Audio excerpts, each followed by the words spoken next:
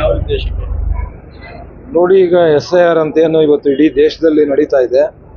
ನಮ್ಮ ರಾಜ್ಯದಲ್ಲಿ ಕೂಡ ಮುಂದಿನ ತಿಂಗಳು 15ನೇ ತಾರೀಕು ಮೇಲೆ ಇದು ಪ್ರಾರಂಭ ಆಗ್ಬೋದು. ಹಾಗಾಗಿ ನಾವು ಈಗಾಗಲೇ ನಮ್ಮ ಪಕ್ಷಗಳಿಂದ ಇಡೀ 224 ವಿಧಾನಸಭಾ ಕ್ಷೇತ್ರಗಳಲ್ಲಿ ಈ ಒಂದು ವಿಶೇಷ ಸಮಗ್ರ ಪರಿಷ್ಕರಣೆ ಮಾಡಬೇಕು ಅನ್ನುವಂಥದ್ದನ್ನು ಹೇಳಿದ್ವಿ. ಯಾಕಂದರೆ ಮತದಾರರು ಊರುಗಳು ಬಿಟ್ಟು ವಿದ್ಯಾಭ್ಯಾಸಕ್ಕಾಗಿ ನಗರ ಭಾಗಕ್ಕೆ ಹೋಗಿರ್ತಾರೆ, ವ್ಯಾಪಾರಕ್ಕೆ ಹೋಗಿರ್ತಾರೆ, ಅಥವಾ ಸತ್ತೋಗಿರ್ತಕ್ಕಂಥವ್ರು ವೋಟರ್ ಮತದಾರರ ಪಟ್ಟಿಯಲ್ಲಿರ್ತಾರೆ ಮತ್ತು ನಕಲಿ ಮತದಾರರು ಸೇರಿರ್ತಾರೆ. ಇದನ್ನು ತೆಗೆಸಬೇಕು. ಮೃತಪಟ್ಟಿರ್ತಕ್ಕಂಥವ್ರು ಯಾರಾದರೂ ಇದ್ರೆ ಅದನ್ನು ಗಮನಿಸಿ ಅದನ್ನು ತೆಗೆಸಬೇಕು. ಊರುಗಳು ಬಿಟ್ಟು ಬೇರೆ ಬೇರೆ ಕಡೆ ಹೋಗಿ ಡಬಲ್ ಇರ್ತದೆ, ಅಲ್ಲೂ ಇರ್ತದೆ ಇಲ್ಲೂ ಇರ್ತದೆ, ಅಂಥದ್ದನ್ನು BLO ಗಮನಕ್ಕೆ ತಂದು ನಾವು ಆಕ್ಷೇಪಣೆಯನ್ನು ಮಾಡಿ ಅದನ್ನು ತೆಗೆಸುವಂಥದ್ದು ಮಾಡಬೇಕು. ಅವ್ರೇನು ಮಾಡಿದ್ರೆ ನಾವು ಅವ್ರ ಗಮನಕ್ಕೆ ತಂದಾಗ ಅವರು ನೋಟಿಸ್ ಕೊಡ್ತಾರೆ, 2 ಕಡೆ ನಿಮ್ದಿದೆ ಯಾವ್ದು ಬೇಕು ಅಂತ. ಅವ್ರನ್ನ ಕೇಳಿ ಹಳ್ಳಿಯಲ್ಲಿರ್ಬೇಕೋ ನಗರದಲ್ಲಿರ್ಬೇಕೋ ಎಲ್ಲಿರ್ಬೇಕೋ ಅಲ್ಲಿ ಇಟ್ಕೊಳ್ತಾರೆ. ಉಳಿದಿರ್ತಕ್ಕಂಥದ್ದು ಡಿಲೀಟ್ ಆಗ್ತದೆ. ಅದ್ರ ಬಗ್ಗೆ ಹೆಚ್ಚು ಗಮನ ಹರಿಸ್ತಾ ಇದೆ. ಸರ್, ಮುಖ್ಯವಾಗಿ ಏನು ಜಿಲ್ಲೆಯಲ್ಲಿ ಎಚ್ಎನ್ಎಲ್ ನೀರು ಭಾರಿ ಸದ್ದು ಮಾಡ್ತಾರೆ. ಸರ್, ಉಸ್ತುವಾರಿ ಸಚಿವರು 2ನೇ ಹಂತದ ಶುದ್ಧೀಕರಣ ಮಾತ್ರ ಸಾಕು ಅಂತ ಈ ಒಂದು ಹೇಳಿಕೆ ಯಾವ ರೀತಿ ಸಮರ್ಥನೆ ಆಗುತ್ತೆ? ಯಾರು ಸಮರ್ಥನೆ ಮಾಡ್ಕೊಳ್ಳೋದಿಲ್ಲ. ಇವತ್ತು ಅದರಿಂದ ಆಗ್ತಕ್ಕಂಥ ದುಷ್ಪರಿಣಾಮಗಳು ಈಗಾಗಲೇ ತರಕಾರಿಗಳು ಬೆಳೀತಾ ಇದ್ದಾರೆ, ಅದ್ರ ಮೇಲೆ ಕ್ವಾಲಿಟಿ ಈಲ್ಡ್ ಬರ್ತಾ ಇಲ್ಲ, ಸೊ ಅದಕ್ಕೆ ರೋಗ ಬರ್ತಾ ಇದೆ. ಮತ್ತು ಹಣ್ಣುಗಳು ಬೆಳೀತಾ ಇದ್ದಾರೆ, ಅದು ಕ್ವಾಲಿಟಿ ಬರ್ತಾ ಇಲ್ಲ, ಅದಕ್ಕೆ ರೋಗ ಬರ್ತಾ ಇದೆ. ಇಂಥವುಗಳನ್ನೆಲ್ಲ ನಾಗರಿಕರು ತಿಂತಾ ಇದ್ದಾರಲ್ಲ, ಇವ್ರ ಮೇಲೆ ಆರೋಗ್ಯದ ಮೇಲೆ ಪರಿಣಾಮ ಬೀರ್ತಾ ಇದೆ. ಮತ್ತು ಅದರ ಜೊತೆಗೆ ಈ ಕೆರೆಗಳು ಎಲ್ಲೆಲ್ಲಿ ತುಂಬಿಸಿದ್ದಾರೆ ಆ ಭಾಗದಲ್ಲಿ ಕುಡಿಯೋ ನೀರು ಬೋರ್ವೆಲ್ಗಳಿದಾವಲ್ಲ, ಅದರಲ್ಲಿ ರೀಚಾರ್ಜ್ ಆಗಿ ಸ್ಮೆಲ್ ಬರ್ತಾ ಇದೆ. ಅದರ ಮೇಲೆ ಕೂಡ ಆ ನೀರನ್ನು ಯಾರು ಹಳ್ಳಿಗಳಲ್ಲಿ ಇರ್ತಕ್ಕಂಥ ರೈತರು ನಾಗರಿಕರು ಕುಡಿತಾ ಇದ್ದಾರೆ, ಅದ್ರ ಮೇಲೆ ಕೂಡ ದುಷ್ಪರಿಣಾಮ ಬೀರ್ತಾ ಇದೆ. ಹಾಗಾಗಿ ಇವತ್ತು ಮಂತ್ರಿಗಳು ಅಂತಲ್ಲ, ಕರ್ನಾಟಕ ಸರ್ಕಾರಕ್ಕೆ ನಾವು ಒತ್ತಾಯ ಮಾಡ್ತೀವಿ.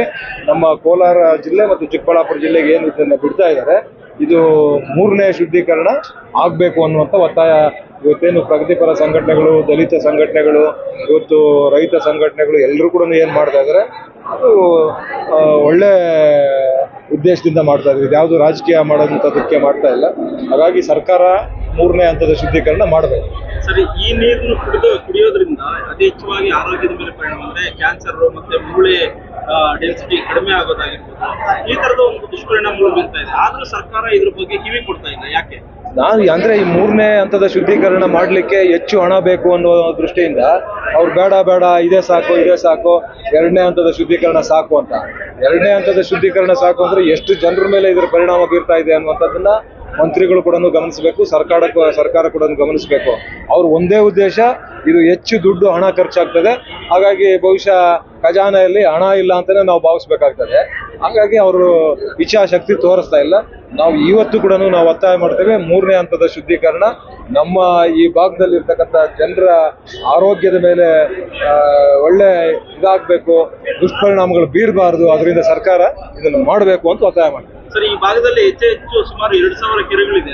ಅದರ ಒಂದು ಜೀವನಾಡಿಗಳಾಗಿರ್ತಕ್ಕಂಥ ರಾಜಕಾಲುವೆಗಳು ಒತ್ತುವರಿ ಆಗಿದೆ. ಅದನ್ನು ತೆರವುಗೊಳಿಸಿ ಕೆರೆಗಳ ಅಭಿವೃದ್ಧಿ ಮಾಡಿದ್ದೆ ಆದಲ್ಲಿ ಇಂಥ ಒಂದು ಯೋಜನೆಗಳ ಅವಶ್ಯಕತೆ ಇಲ್ವಲ್ಲ? ಖಂಡಿತ ಅದನ್ನ ಆ ಕಾಲಕ್ಕೆ ಅವೆಲ್ಲ ಈಗ ಹಿಂದೆ ಮಾಡ್ತಾ ಇದ್ರು. ಹಿಂದೆ ಒಂದು ಸುಮಾರು 30-40 ವರ್ಷಗಳ ಹಿಂದೆ ಆವತ್ತಿನ ಸಂದರ್ಭಗಳಲ್ಲಿ ಯಾವ ವರ್ಕರ್ಸ್ PDOಗಳು ಇಂಥವೆಲ್ಲ ಹೆಚ್ಚಿರ್ತಾ ಇರಲಿಲ್ಲ. ಆವತ್ತಿನ ಸಂದರ್ಭದಲ್ಲಿ ಹಳ್ಳಿಯಲ್ಲಿ ಇರ್ತಕ್ಕಂಥ ರೈತರು ಮನೆಗೊಬ್ಬೊಬ್ಬರು ಒಂದೊಂದು ಶನಕೆ ಇವೆಲ್ಲ ತಗೊಂಡೋಗಿ ಅವರೇ ಮಾಡ್ಕೊಂಡ್ಬಿಡ್ತಾ ಇದ್ರು. ಎಲ್ಲೆಲ್ಲಿ ಸೋರ್ಸ್ ಇದೆ ಹಳ್ಳಿಗಳಿಗೆ ಬರ್ತಕ್ಕಂಥ ನೀರು, ಯಾವ ಸರ್ಕಾರಕ್ಕೂ ಅವರು ಕೂಡ ಕಾಯ್ತಾ ಇರಲಿಲ್ಲ. ಅವನ ಹಳ್ಳಿಗೆ ಈ ಒಂದು 100 ಮನೆ ಇದ್ರೆ 100 ಜನ ಹೋಗ್ತಾ ಇದ್ರು. ಯಾವ್ಯಾವ ಮೂಲೆಯಿಂದ ಸೋರ್ಸ್ ಬರ್ತಾ ಇದೆ, ಎಲ್ಲೆಲ್ಲಿ ರಾಜಕಾಲುವೆಗಳಿದೆ ಅವರೇ ರೆಡಿ ಮಾಡ್ಕೊಂಡ್ಬಿಡ್ತಾ ಇದ್ರು. ಕೆರೆಗಳು ತುಂಬ್ತಾ ಇತ್ತು, ಪರಿಸರ ಕೂಡ ಚೆನ್ನಾಗಿತ್ತು. ಈಗ ಮರಗಳನ್ನ ಹೊಡೆದಾಗ್ತಾ ಇದ್ದೀವಿ, ಮಳೆಗಳು ಬರೋದಿಲ್ಲ, ಕಾಲಕ್ಕೆ ಮರಗಳು ಬರೋದಿಲ್ಲ. ಒಂದು ಮರಗಳನ್ನ ಬೆಳೆಸುವಂತ ಉದ್ದೇಶ ಏನು ಅಂತ ಹೇಳಿದ್ರೆ, ಆಕಾಶದಲ್ಲಿ ಓಡುವಂತ ಮೋಡಗಳನ್ನ ನಿಲ್ಲಿಸುವಂತ ಶಕ್ತಿ ಮರಕ್ಕಿದೆ. ಹಾಗಾಗಿ ಮರಗಳನ್ನ ಇವತ್ತು ನಾವು ಬೆಳೆಸ್ತಾ ಇಲ್ಲ, ಇರೋ ಮರಗಳನ್ನೆಲ್ಲ ಹೊಡಿತಾ ಇದ್ದಾರೆ. ಇವತ್ತು ಎಲ್ಲಾ ತರ ಸಮಸ್ಯೆ ಆಗ್ತಾ ಇದೆ.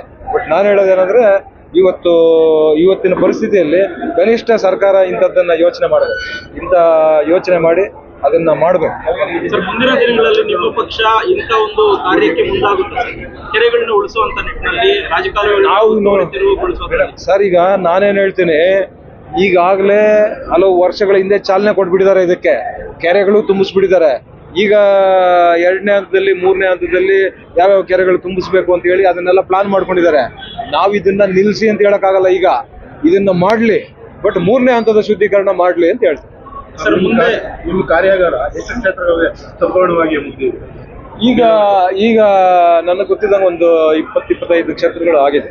ಬಟ್ ಎಲ್ಲಾ ಕಡೆನೂ ಇದನ್ನ, ಯಾಕಂದ್ರೆ ಮುಂದಿನ ತಿಂಗಳು ಪ್ರಾರಂಭ ಆಗುತ್ತಲ್ಲ, ಹಾಗಾಗಿ ನಾವು ಎಲ್ಲಾ ಸಭೆಗಳಲ್ಲಿ ಕೂಡ ಹೇಳ್ತಾ ಇದ್ದೀವಿ, ಎಲ್ಲ ಕಡೆನೂ ನಡೀತಾ ಇದೆ. ಸರ್, ಮುಂದಿನ 28ರ ಚುನಾವಣೆಗೆ ನಿಮ್ಮ ಪಕ್ಷ ರಾಜ್ಯದಲ್ಲಿ ಅಧಿಕಾರಿ ಅವರ, ಕುಮಾರಸ್ವಾಮಿ ಅವರ ಯಾರಾಗ್ತಾರೆ? ಎಲ್ಲ NDA ಸರ್ಕಾರ ತೀರ್ಮಾನ ಬಂದಿದೆ. ಈಗ ನಮಗೆ ಕುಮಾರಣ್ಣ ಅವರು ಮುಖ್ಯಮಂತ್ರಿ ಆಗ್ಬೇಕು ಅನ್ನುವಂಥದ್ದು ನಮ್ಗೆಲ್ರಿಗೂ ಆಸೆ. ನಾವು NDA ಇರೋದ್ರಿಂದ ಚುನಾವಣೆ ಆದ ನಂತರ ಎರಡೂ ಪಕ್ಷದ ನಾಯಕರುಗಳು ಕುಂತು ಯಾರಾಗಬೇಕು ಅಂತ ತೀರ್ಮಾನ. ಸರ್, ಇಲ್ಲಿ ವಿಶೇಷವಾಗಿ ಜಿಲ್ಲಾ ಕೇಂದ್ರವಾಗಿದೆ ಸರ್. ಇಲ್ಲಿ JDSಗೆ ಒಲಿಯುತ್ತಾ ಅಭ್ಯರ್ಥಿ ಪಟ್ಟ, ಇಲ್ಲ NDA ಆಗಿರೋದ್ರಿಂದ ಬಿಜೆಪಿ ಅವರಿಗೆ ಒಲಿಯುತ್ತೆ ಸರ್? ನಾನು ವೇದಿಕೆಯಲ್ಲಿ ಹೇಳಿದ್ದೀನಿ ಬಹಳ ಸ್ಪಷ್ಟವಾಗಿ, ಎಲ್ಲೆಲ್ಲಿ JDS ಕ್ಯಾಂಡಿಡೇಟ್ಗಳಿರ್ತಾರೆ, BJP ನಾಯಕರು, BJP ಕಾರ್ಯಕರ್ತರು ಕೆಲಸ ಮಾಡಬೇಕು. ಎಲ್ಲಿ BJPಗೆ ಬಿಟ್ಕೊಟ್ಟಿರ್ತೀವಿ ಅಲ್ಲಿ ನಮ್ಮ ನಾಯಕರು, ನಮ್ಮ ಕಾರ್ಯಕರ್ತರು ಕೂಡ BJPಯನ್ನು ಗೆಲ್ಲಿಸುವಂತ ಕೆಲಸ ಮಾಡಬೇಕು.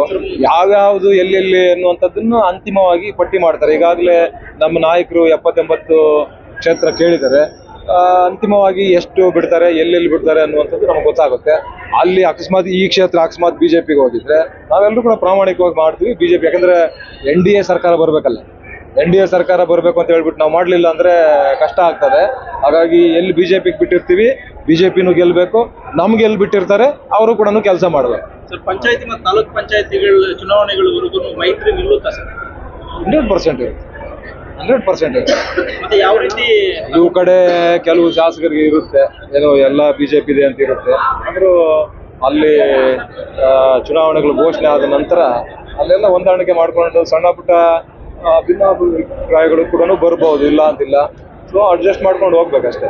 ಚೀಮೂರು ಚುನಾವಣೆ ಸಂದರ್ಭದಲ್ಲಿ ಬಿಜೆಪಿ ಜಿಲ್ಲಾಧ್ಯಕ್ಷರು ಹೇಳಿದ್ರು, ಚಿಕ್ಕಬಳ್ಳಾಪುರ ಜಿಲ್ಲಾ ಕೇಂದ್ರದಲ್ಲಿ ಮಾತ್ರ ಮೈತ್ರಿ ಗಟ್ಟಿಯಾಗಿದೆ, ಉಳಿದಂತ ಜಿಲ್ಲೆಯಲ್ಲೆಲ್ಲನೂ ಸ್ವಲ್ಪ ಡೋಲಾಯಮಾನವಾಗಿದೆ. ಏನೂ ಇಲ್ಲ, ಈಗ ನಮ್ಮ ತಾಲೂಕೆಲ್ಲ ಕರೆಕ್ಟ್ ಆಗಿತ್ತಲ್ಲ, ನಾವು ಕರೆಕ್ಟ್ ಆಗಿ ಮಾಡೋದಲ್ಲ, BJP ಅವರು ನಾವೆಲ್ಲ ಸೇರೆ ಮಾಡೋದಲ್ಲ. ಇಲ್ಲ ರೀ, ಏನ್ ಪ್ರಾಬ್ಲಮೇ ಇಲ್ಲ ಅಂತ ನಾನು ಹೇಳೋದಿಲ್ಲ. ಸಣ್ಣ ಪುಟ್ಟ ಸಮಸ್ಯೆಗಳು ಇರ್ತವೆ, ಆದ್ರೂ ನಾವು ಸ್ಥಳೀಯ ನಾಯಕರು ಯಾರು BJP ಅವರು ಇರ್ತಾರೆ ಅವರ ಜೊತೆಯಲ್ಲಿ ನಾವು ಹೊಂದಾಣಿಕೆ ಮಾಡ್ಕೊಂಡು ಹೋಗ್ತೀವಿ. ಸಣ್ಣ ಪುಟ್ಟ ಎಲ್ಲಾ ಕಡೆ, ಎಲ್ಲಾ ಪಕ್ಷದಲ್ಲೂ ಇರ್ತದೆ, ನಮ್ಮಲ್ಲೂ ಇರ್ತದೆ, ಎಲ್ಲಾ ಕಡೆನೂ ಇರ್ತದೆ. ಆದ್ರೆ ನಾವು ಅದನ್ನ ಪೂರ್ತಿ ಏನೂ ಇಲ್ವೇ ಇಲ್ಲ ಅನ್ನುವಂಥದ್ದನ್ನು ಹೇಳೋದಿಲ್ಲ. ಸಣ್ಣ ಪುಟ್ಟ ಇರ್ತದೆ, ನಾವು ಎರಡೂ ಪಕ್ಷದ ನಾಯಕರು ಯಾರು ಇರ್ತೀವಿ ಅವ್ರು ಅಡ್ಜಸ್ಟ್ ಮಾಡ್ಕೊಂಡು ಹೋಗ್ತೀವಿ. ಸರ್, ಜಂಗಮಕೋಟೆ, ಶಿಡ್ಲಘಟ್ಟ ತಾಲೂಕು ಜಂಗಮಕೋಟೆ ಹೋಬಳಿಯಲ್ಲಿ ರೈತರು, ಒಂದು ಗುಂಪಿನ ರೈತರು KDP ಪರ, ಇನ್ನೊಂದು ಗುಂಪಿನ ರೈತರು KDP ವಿರುದ್ಧ. ಇದು ಏನ್ ಸರ್, ಯಾಕೆ ಇದು ಬೇಕಾ? ನಾನೇನ್ ಹೇಳ್ತೀನಿ, ಈಗ ಚಿಂತಾಮಣಿಯಲ್ಲಿ ಈಗ KDPಗೆ ಅಕ್ವಿಸಿಷನ್ ಆಗ್ತಾ ಇದೆ. ಅಲ್ಲಿ 1 ಕೋಟಿ ರೂಪಾಯಿ ಕೊಡ್ತಾ ಇದ್ದಾರೆ. 1 ಕೋಟಿ ರೂಪಾಯಿ ಕೊಟ್ಟು ರೈತರು ಅದರ ಪರಿಹಾರ ತಗೊಂಡು ಅವರು ನಗರ ಭಾಗದಲ್ಲಿ ಒಂದು 30-40 ನಿವೇಶನ ತಗೊಳಕ್ಕಾಗಲ್ಲ. 1 ಕೋಟಿಗೆ 1.5 ಕೋಟಿ ಬೇಕು. ಅದಕ್ಕೆ ನಾನೇನು ಹೇಳ್ತೀನಿ, ಅಥವಾ ಆ 1 ಕೋಟಿ ತಗೊಂಡು ಜಮೀನು ಕಳ್ಕೊಂಡು ಆ ಒಂದು 5-6 ಕಿಲೋಮೀಟರ್ ದೂರದಲ್ಲಿ ಹೋಗಿ ಕೃಷಿಗೆ ಯೋಗ್ಯವಾಗಿರ್ತಕ್ಕಂಥ ಜಮೀನು ತಗೊಳ್ಬೇಕು ಅಂದ್ರೆ 1 ಕೋಟಿಗೆ ಸಿಕ್ಕಲ್ಲ. ಅದಕ್ಕೆ ಹೋರಾಟಗಳು ಮಾಡ್ತಾರೆ ಕೆಲವರು, ಯಾರು ಪರವಾಗಿರ್ಬೋದು, ವಿರುದ್ಧವಾಗಿ ಮಾಡ್ತಾ ಇರೋದು. ಅಂದ್ರೆ ನಾನು ಒಟ್ಟಾರೆ ಹೇಳ್ತಕ್ಕಂಥದ್ದು, ರೈತರಿಗೆ ಹೆಚ್ಚಿನ ದೊಡ್ಡ ಪ್ರಮಾಣದಲ್ಲಿ ಪರಿಹಾರ ಕೊಡಬೇಕು ಅಂತ. ಈಗ ನೀವು ಒಂದು ಎಕರೆಗೆ 1 ಕೋಟಿ ತಗೊಂಡ್ಬಿಟ್ಟು ನೀವೊಂದು 30-40 ಸೈಟ್ ಬರೋದಿಲ್ಲ ಅಂದ್ರೆ ಏನ್ ಅರ್ಥ ಅದು? ಅಂದ್ರೆ ಇಲ್ಲಿ ಇನ್ನೂ ಬೇರೆ ತರ ಮಾಡ್ತಾ ಇದ್ದಾರೆ. ಇನ್ನೂ ಬೇರೆ ತರ ಅಂದ್ರೆ P ನಂಬರ್ಗಳಿರ್ತದೆ. P ನಂಬರ್ಗಳಲ್ಲಿ ಪೊಸಿಷನ್ ಅಲ್ಲಿ ಒಬ್ಬ ರೈತ ಇರ್ತಾನೆ, ಅವನಿಗೆ ಬೆದರಿಸ್ತಾರೆ. P ನಂಬರ್ ನೀನು ಮಾಡ್ಕೊಂಡಿಲ್ಲ, ಪೇಪರ್ ಮಾಡ್ಕೊಂಡಿಲ್ಲ ಅಂದ್ರೆ ಸರ್ಕಾರಕ್ಕೆ ಹೋಗ್ಬಿಡುತ್ತೆ, ಅದರಲ್ಲಿ 50 ಲಕ್ಷ ಕೊಡು. ಈ ರೀತಿ ಕೂಡ ನಡೀತಾ ಇದ್ದಾವೆ. ಬಟ್ ಒಟ್ಟಾರೆ ನಾನು ಹೇಳೋದು, ಹೆಚ್ಚಿನ ಪರಿಹಾರ ಕೊಡ್ಲಿ ಅಂತ. ಹೆಚ್ಚಿನ ಪರಿಹಾರ ರೈತರಿಗೆ ಸಿಕ್ಕಿದ್ರೆ ಸೊ ಅನುಕೂಲ ಆಗ್ತದೆ ರೈತರಿಗೆ ಅಂತ. ಸರ್, ಕಂದಾಯ ಸಚಿವರು ಒಂದು ಕಡೆ ಹೇಳ್ತಾರೆ, ಪೋಡಿ ಇದು ಇತಿಹಾಸದಲ್ಲಿ ಉಳ್ಕೊಳ್ಳೋ ಅಂತ ರೀತಿಯಲ್ಲಿ ನಾವು ಕಾರ್ಯ ಮಾಡಿದೀವಿ ಅಂತ. ಇತಿಹಾಸದಲ್ಲಿ ಒಂದು ಸುವರ್ಣಾಕ್ಷರಗಳು ಬರೆಯುವಂತ ರೀತಿಯಲ್ಲಿ ಸುಮಾರು 30,000 ಕೋಡಿಗಳನ್ನ ಮಾಡಿದೀವಿ ಅನ್ನೋ ರೀತಿಯಲ್ಲಿ ಎಲ್ಲ ಮುಗಿದೋಗ್ಬಿಟ್ಟೈತಂತ ಮಾಡ್ತಾ ಇದೀವಿ. ಈ ಕಾರ್ಯ ಯಾರು ಮಾಡಿಲ್ಲ ಅನ್ನೋದು. ಯಾರು ಹಿಂದೆಯಿಂದನೂ ಅದೆಲ್ಲ ಮಾಡ್ಕೊಂಡು ಬಂದಿದ್ದಾರೆ, ಅದನ್ನು ಮುಂದುವರಿಸಿದ್ದಾರೆ ಅಷ್ಟೇ. ಸರ್, ಇದು 6 ಮತ್ತೆ 16/6 ಮುಖಾಂತರವಾಗಿ ಸಂವಿಧಾನ ಕೊಡಬೇಕಾಗಿದೆ. ಆದ್ರೆ ತಿದ್ದುಪಡಿ ಮಾಡಕ್ಕೆ ಮಾಡಿದಿರಲ್ಲೇ ಇವರಿಗೆ ಗೊಂದಲ ಸೃಷ್ಟಿ ಮಾಡಿದ್ದಾರೆ. ಹೇಗೆ? ಇದೆಲ್ಲ ಗೊಂದಲ, ಇದು ಮೀಸಲಾತಿಗಳಲ್ಲಿ ಬಹಳ ಗೊಂದಲ ಇದೆ. ಈಗ ನಾನು ಅದೇ ವೇದಿಕೆ ಮೇಲೆ ಹೇಳಿದ್ನಲ್ಲ, ಪಾಕಿಸ್ತಾನದಿಂದ ಬಂದು ನಮ್ಮ ದೇಶದಲ್ಲಿದ್ದಾರೆ, ಆಮೇಲೆ ಬಾಂಗ್ಲಾದೇಶದಿಂದ ಬಂದು ನಮ್ಮ ದೇಶದಲ್ಲಿದ್ದಾರೆ, ಶ್ರೀಲಂಕಾದಿಂದ ಬಂದು ನಮ್ಮ ದೇಶದಲ್ಲಿದ್ದಾರೆ, ನೇಪಾಳದಿಂದ ಬಂದು ನಮ್ಮ ದೇಶದಲ್ಲಿದ್ದಾರೆ. ಆರ್ಥಿಕ ಹೊಡೆತ ಯಾಕೆ ಬೀಳೋದಿಲ್ಲ? ಇವ್ರಿಗೆಲ್ಲ ರೇಷನ್ ಕಾರ್ಡ್ ಕೊಡಬೇಕು, ವಿದ್ಯುತ್ ಶಕ್ತಿ ಕೊಡಬೇಕು, ಆಮೇಲೆ ಆ ರಾಜ್ಯದಲ್ಲಿ ಏನೇನು ಸ್ಕೀಮ್ಗಳಿರ್ತಾವೆ ಕೊಡಬೇಕು. ಈಗ ನಮ್ಮ ರಾಜ್ಯದಲ್ಲಿ 6 ಕೋಟಿ ಜನ ಇದ್ರೆ, 7 ಕೋಟಿ ಜನ ಇದ್ರೆ ಆ ಆರ್ಥಿಕ ಹೊಡೆತ ಎಲ್ಲಿಂದ ಬೀಳುತ್ತೆ? ಅಂದ್ರೆ ಇವೆಲ್ಲ ಕೂಡ ಸುಧಾರಣೆ ಆಗ್ಬೇಕಾಗಿದೆ. ಇದರಿಂದ ಅದಕ್ಕೆ ನಾನು ಹೇಳಿದ್ದು, ಪ್ರತಿಯೊಬ್ಬರ ಜವಾಬ್ದಾರಿ ಇದೆ, ನಮ್ಮೆಲ್ಲರ ಜವಾಬ್ದಾರಿ. ನಾವೆಲ್ಲರೂ ಇದನ್ನು ತಡೆಗಟ್ಟುವಂತ ಕೆಲಸ ನಾವೆಲ್ಲರೂ ಕೂಡ ಮಾಡಬೇಕಾಗಿದೆ.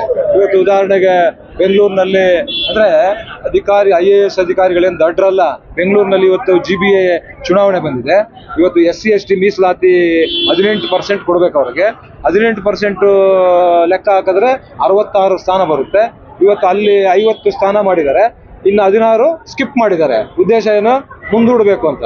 ಈಗ ನಿನ್ನೆ ಗ್ರಾಮ ಪಂಚಾಯತಿ ಚುನಾವಣೆಗಳು ಮುಂದೂಡಬೇಕು ಅಂತ ಹೇಳಿ ಒಂದು ಅಫಿಡವಿಟ್ ಹಾಕಿದ್ದಾರೆ. ಅದು ಇಚ್ಛಾಶಕ್ತಿ ಇಲ್ಲ. ಅಂದ್ರೆ ಈ ಮೀಸಲಾತಿದು ಬಹಳ ಗೊಂದಲ ಇದೆ. ಅಂದ್ರೆ ಇವೆಲ್ಲ ಇಲ್ಲಿಂದ ಸುಧಾರಣೆ ಆಗ್ಬೇಕು. ಆರ್ಥಿಕ ಪರಿಸ್ಥಿತಿ ಹದಗೆಟ್ಟಿದೆ. ಇವತ್ತು ಬಹಳ ದೊಡ್ಡ ಪ್ರಮಾಣದಲ್ಲಿ ಎಲ್ರಿಗೂ ಕೊಡ್ಬೇಕಾಗ್ತದೆ, ಆಗೋದಿಲ್ಲ.